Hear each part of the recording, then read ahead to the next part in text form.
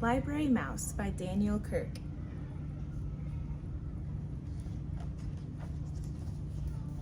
Sam was a library mouse. His home was in a little hole in the wall behind the children's reference books. And he thought that life was very good indeed.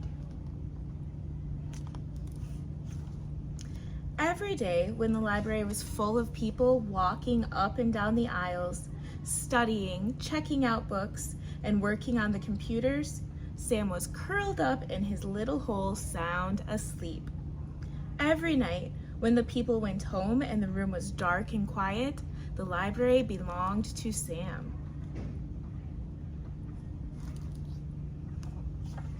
And every night, Sam read, and he read, and he read.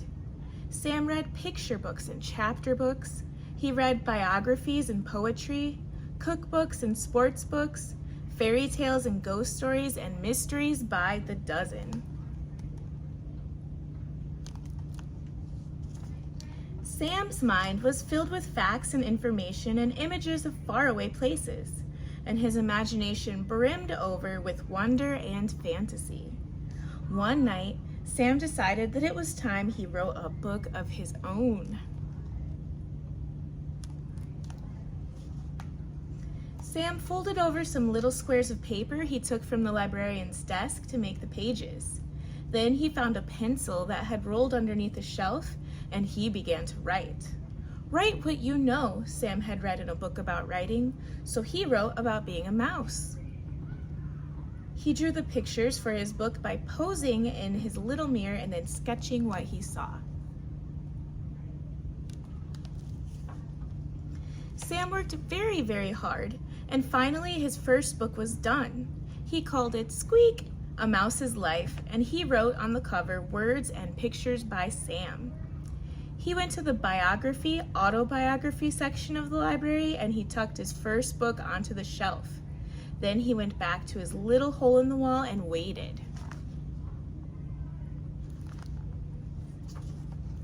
The next afternoon, sunlight streamed in through the library windows.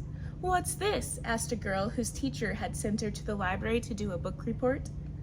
"I've never seen anything like this before," said the librarian, and she put Squeak, A Mouse's Life on her desk.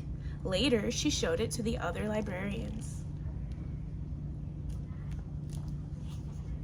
Sam decided to write another book. It was called The Lonely Cheese, and working on the book made him feel very hungry.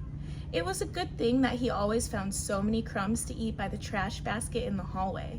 When he had finished the illustration, Sam scurried to the picture book section and proudly placed his latest book on the shelf. Then he went back to his little hole in the wall and waited.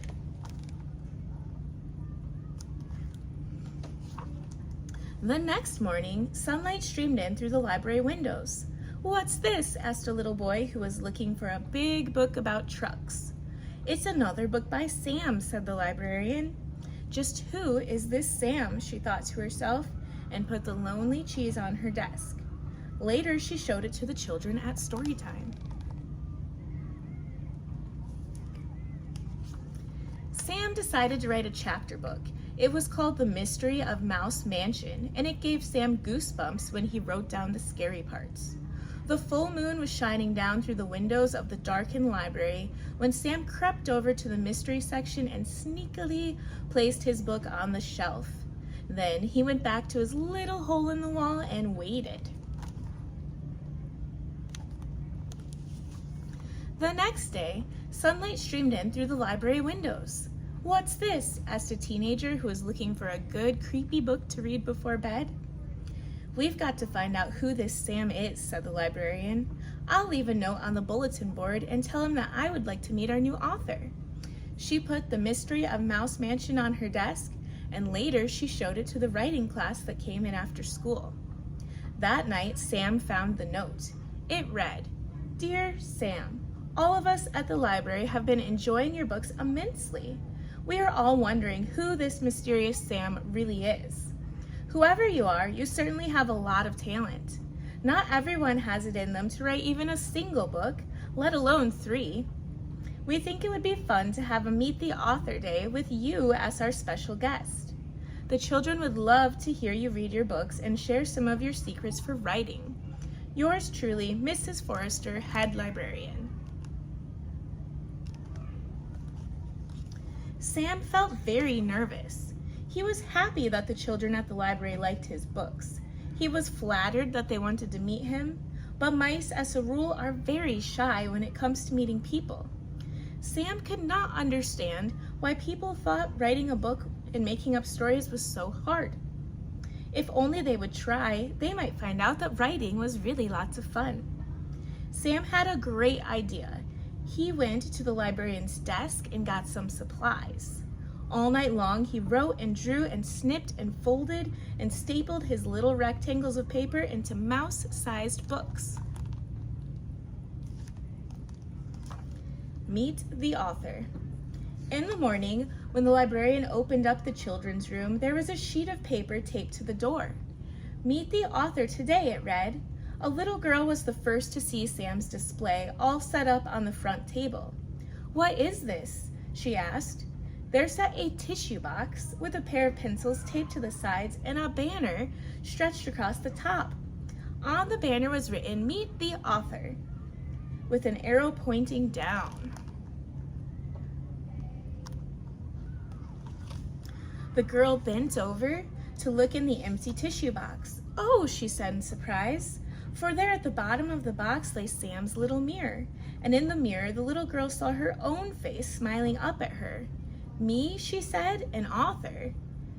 Next to the mirror was a stack of tiny blank books and a pile of pencils that Sam had sharpened with his little teeth.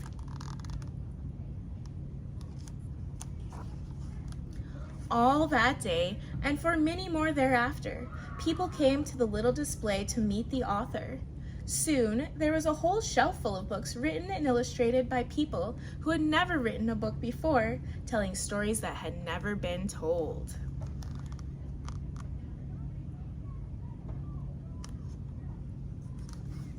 Sam was a library mouse. His home was in a little hole in the wall behind the children's reference books.